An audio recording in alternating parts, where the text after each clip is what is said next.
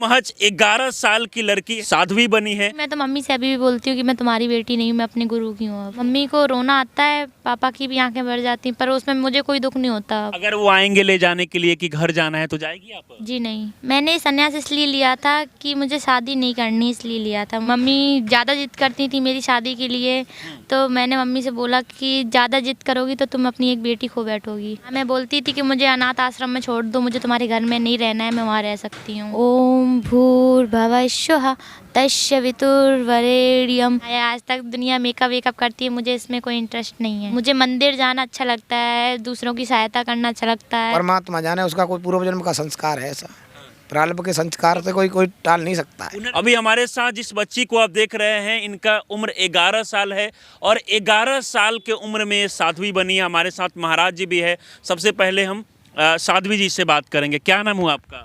मेरा नाम गौरीगिरी महारानी। अच्छा, गौरीगिरी महारानी आपका नाम हुआ? जी हाँ। अच्छा, आपकी उम्र कितनी है? मेरी 13 साल। अच्छा, अभी 13 साल की है। आपके बारे में मैंने सुना कि महज 11 साल की उम्र में आप साध्वी बन गई। जी हाँ। अच्छा, रहने वाली कहाँ की है आप? आगरा।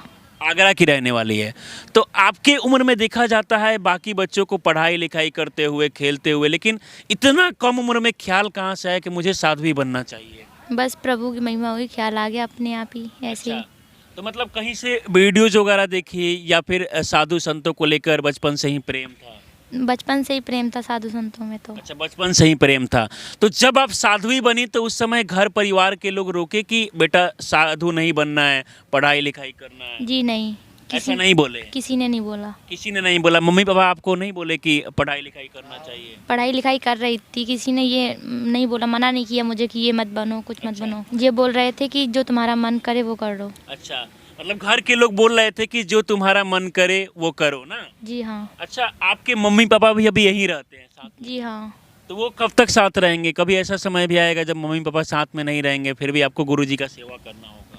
हाँ, वो करना होगा। अभी कुछ महीने तक मेरे साथ रहेंगे, फिर चले आएंगे वो। पढ़ाई लिखाई भी करती है साथ में या फिर? जी हाँ, मैं पढ़ाई लिखाई करती अच्छा, हूँ। कौन सी क्लास में आप है? 9th में। 9th में आप है और अभी आपका एज 13 साल। क्या कुछ का त्याग करना होता है? उसमें घर बार सब, माता पिता सबको त्यागना होता है, ताऊ ताई बहन भाई सबको त्यागना होता है। अच्छा। वो मैं खुशी खुशी कर सकती हूँ। अच्छा, खुशी खुशी मतलब घर परिवार को पूरा त्यागना पड़ता है हाँ, ना? सब चीज़। किसी का मोह माया नहीं रहता? हाँ, सब चीज़ त्याग दूंगी मैं। अभी मोह माया बिल्कुल नहीं रहता है? घर परिवार रिलेशन के लोग का याद की वहाँ बिल्कुल नहीं, मुझे याद ही नहीं आती। मैं तो मम्मी से अभी भी बोलती हूँ कि मैं तुम्हारी बेटी नहीं हूँ, मैं अपने गुरु की हूँ। अब अच्छा, मम्मी को क्या बोलती है आप? कि मैं आपकी बेटी नहीं हूँ, मैं अपनी गुरु की बेटी हूँ। अच्छा, गुरु की बेटी ऐसे मम्मी को बोलती है। तो मम्मी पापा का रिएक्शन कुछ ऐसा आता है कि हाँ हाँ, क्या बोलते हैं? मम्मी को रोना आता है, पापा की भी आंखें भर जाती हैं, पर उसमें मुझे कोई दुख नहीं होता अब। मतलब आपको अब कभी दुख नहीं होता मम्मी पापा को देखकर? वो अगर वो आएंगे ले जाने के लिए कि घर जाना है तो जाएगी आप? जी नहीं। नहीं जाएगी ना? नहीं। आप देख सकते हैं कि ये 11 साल की उम्र में ये साध्वी बन गई और अब गुरुजी की सेवा करती है। मम्मी पापा का जो है बिल्कुल याद नहीं आता है ना? जी हाँ, मुझे किसी की याद नहीं। ओम भूर्भुवः स्वः तस्य वितुर्वरेण्यम भर्गो देवस्य धीमहि धियो यो न प्रचोदयात्। अच्छा, अभी गुरुजी की सेवा करने में पूरा मन लगता है ना? जी हाँ। और पूरे जीवन भर गुरुजी की सेवा करेगी। जी हाँ। बहुत सारे लोग सन्यासी को लेकर, हम अंत में एक चीजें पूछना चाहेंगे। सन्यासी को लेकर नहीं पता कि सन्यासी बनने के लिए क्या कुछ त्याग करना पड़ता है इसमें? और सब चीज़ छोड़नी पड़ती है, त्याग सब चीज़ का। संन्यास लेते हैं उतने टाइम पे। मैंने संन्यास इसलिए लिया था कि मुझे शादी नहीं करनी, इसलिए लिया था। मेरा मतलब मन था। आपको शादी नहीं करनी थी पहले नहीं, से? हाँ। बचपन से ही आप सोच लेती कि मुझे शादी नहीं करनी है, तो इसलिए आपने संन्यास लिया? जी हाँ। अच्छा, तो इसको लेकर भी घर के लोग कुछ बोल रहे थे? क्या बोले? मम्मी ज़्यादा जिद करती थी मेरी शादी के लिए, तो मैंने मम्मी से बोला कि ज़्यादा जिद करोगी तो तुम अपनी एक बेटी खो बैठोगी। अच्छा, मम्मी को आप बोली कि ज्यादा जिद करोगी तो अपनी बेटी को खो बैठोगी, लेकिन आपको बचपन से ही सन्यासी बनना था? जी हाँ, मैं बोलती थी कि मुझे अनाथ आश्रम में छोड़ दो, मुझे तुम्हारे घर में नहीं रहना है, मैं वहाँ रह सकती हूँ। अच्छा, ऐसे। अनाथ आश्रम में छोड़ने के लिए भी बोल रही थी, तो फिर वो लोग क्या बोल रहे थे उस टाइम? वो लोग बोल रहे थे कि हम क्यों छोड़ें, तुम हमारी बेटी हो, मैंने पाला है।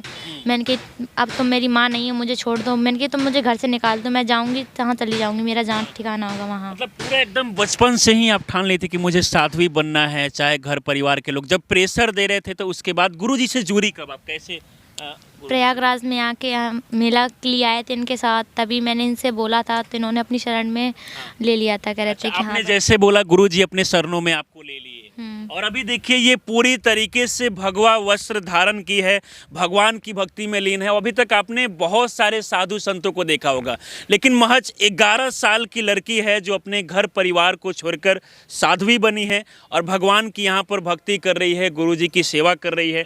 हाँ, वो उनकी इच्छा रहती है। मेरे मन में ऐसा कोई ख्याल नहीं आया आज तक। दुनिया मेकअप वेकअप करती है, मुझे इसमें कोई इंटरेस्ट नहीं है। मतलब दुनिया जो पहनावा, साड़ी और इसके अलावा जो भी कपड़ा, अलग अलग मेकअप, घूमना, ये सब में बिल्कुल आपको इंटरेस्ट नहीं है? जी नहीं, मुझे कभी मंदिर जाना अच्छा लगता है। मुझे मंदिर जाना अच्छा लगता है, दूसरों की सहायता करना अच्छा लगता है, हाँ। सबसे प्रेम भाव रखना अच्छा लगता है। बस स्कूल जाने का मन करता है कि नहीं? स्कूल तो मैं जाती हूँ, अभी भी जाती अभी भी स्कूल जाती है, लेकिन इसके साथ साथ भगवान की भक्ति आपको काफी पसंद आता हूँ। है। जी हाँ। बाकी लोग के मतलब जो आजकल देखा जाता है उससे काफी आपको अलग ही सब कुछ है जी हाँ। ना। बाकी देखिए यहाँ पर महाकुंभ मेले में बाकी हमारे साथ महाराज जी भी है, इनसे भी हम बात करेंगे। महाराज जी, ये बच्ची आपके पास कब आई है? मेरे पास तो 11 साल, तो वैसे तो अभी आई है, कुंभ में आई थी मेरे साथ। अच्छा, हाँ, तो ये क्या बोली कि मुझे साध्वी बनना है, घर परिवार के साथ नहीं रहना? मैं इसने कहा मेरे को गुरु महाराज मेरे शरण में आ जाए, आप भगवान का भजन में कर, तेरी इच्छा है बेटा में कि तू पहले इनकी राह ले, हाँ, इनका क्या विचार है।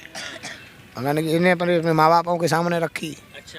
उनने कहा बोलो जैसी इसकी इच्छा है। जैसे कि बता रही थी कि हमारे माँ बाप जो है प्रेशर दे रहे थे शादी करने को लेकर कि घर पे रहना है, शादी करना है, लेकिन इसके बाद इनको स्वेच्छा था कि मुझे गुरु जी का सेवा करना है, भगवान की भक्ति अब वो परमात्मा जाने, उसका कोई पूर्व जन्म का संस्कार है ऐसा।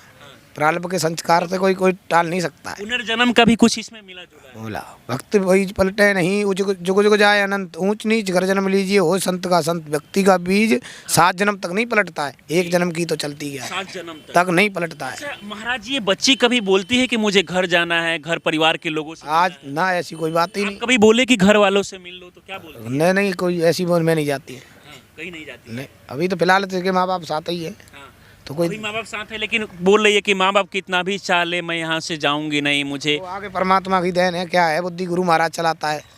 वही सरस्वती विद्या की कहा है, जो तो बाबा के जो असवार हो गया है, भगवा चढ़ गया है, तो उसको उसकी लगन लगी है, अच्छा अच्छा। तो लगन वहाँ तक पहुँचाएगी। आजकल के समय में एक सवाल गुरुजी आपसे पूछना चाहेंगे। आजकल के समय में देखा जाता है कि सनातन धर्म जो है, संस्कृति जो है, वो विलुप्त होते जा रहा है। नए नए कल्चर को लोग एडॉप्ट कर रहे हैं। बिल्कुल, कलयुग का खान पान, रहन सहन, बुद्धि, साहित्य, आदमी की दैविक सौदाते, परमात्मा से ध्यान कम है। आदमी का ज़्यादातर रहते वो है, दूसरी तरफ फिल्म चल रही है। क्यों, आज इलेक्ट्रिशियन का ज़माना आ गया है ना, कंप्यूटर ने सब कुछ बिगाड़ के धर दिया है। बिगाड़ के रख दिया है, मोबाइल और कंप्यूटर। हाँ भाई, इलेक्ट्रिशियन जो आदमी पढ़ा जरूर है पर गुनाह नहीं है, पढ़े जरूर है पर गुने नहीं है। उनको पढ़ने की किताबों का ज्ञान है, हमारी शास्त्रों का ज्ञान नहीं है। शास्त्रों का तो एक आदि जो ज्ञान है। अभी जो 12 सालों बाद यहाँ प्रयागराज में महाकुंभ लगने जा रहा है, इसको लेकर भी विवाद हो रहा है वक्फ बोर्ड को लेकर कि ये पहले से वक्फ बोर्ड का जमीन है, आपने देखा होगा। हाँ जी, हाँ जी, हाँ जी, जमीन के वजह तो चलते रहते हैं, तो अखाड़े के फैसले हैं गुरु लोगों के, क्या क्या चलता रहता है, तो महान पुरुषों के लिए। योगी जी के बारे में क्या कहना चाहेंगे? जिस तरीके से यहाँ पर लगभग 45 करोड़ लोग अनुमान लगाया जा रहा है कि आएंगे, लेकिन 90 करोड़ लोगों तक का व्यवस्था सब कर रखी है, योगी जी ने बड़ी सुविधा करी है। 2 कुंभ उनकी सानिध्य में हो रहे हैं, पहला अर्ध कुंभ, ये पूर्ण कुंभ। ये पूर्ण कुंभ 35, जैसे तो 12 साल में पड़ रहा है, 35 साल में ऐसा योग नक्षत्र में लग रहा है जिस नक्षत्र को देवता भी सरस्वती, 35 साल में ऐसा पड़ रहा है। चलिए, बाकी महाराज जी हमारे साथ आप जुड़े, इसके लिए बहुत बहुत धन्यवाद। ओम नमो नारायण, ओम नमो नारायण सभी को।